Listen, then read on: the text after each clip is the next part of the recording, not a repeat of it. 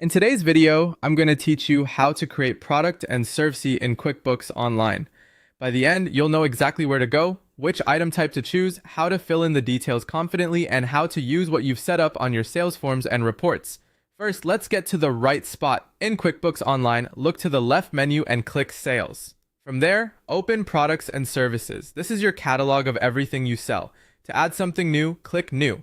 That button opens the setup window where you'll tell QuickBooks what you're creating and how it should be tracked.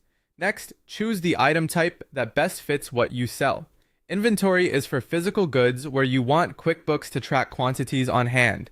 Non-inventory is for physical items you sell but don't need to track stock for, like custom-made items or supplies you don't store. Service is perfect for time-based or task-based work, like consulting, design, or repairs. Bundle lets you group multiple products or services together so you can add a package in one click. Take a moment to pick the type that reflects how you actually sell and track this item in your business. Now fill in the details. Start with the basics. Give the item a clear, recognizable name. If you use SKUs, you can add one, but it's optional. Categories are also optional, yet helpful for reporting and organizing your list as it grows. Add a description that will appear on invoices and sales receipts. Write it in customer-friendly language so it's easy to understand. Move to the sales information. Enter the sales price or rate. Then choose the income account that should receive the revenue.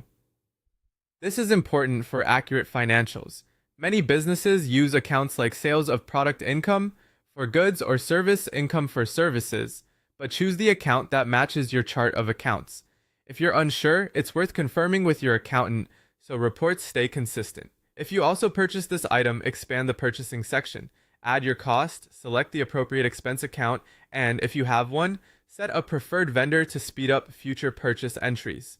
When everything looks right, click Save and Close. Your new item is ready to use. The next time you create an invoice or a sales receipt, you can search and add it instantly. It will flow through to your sales reports, and if it's set up as inventory, quantities will update as you buy and sell. That's it. Your products and services are now organized and ready to power smoother, faster bookkeeping.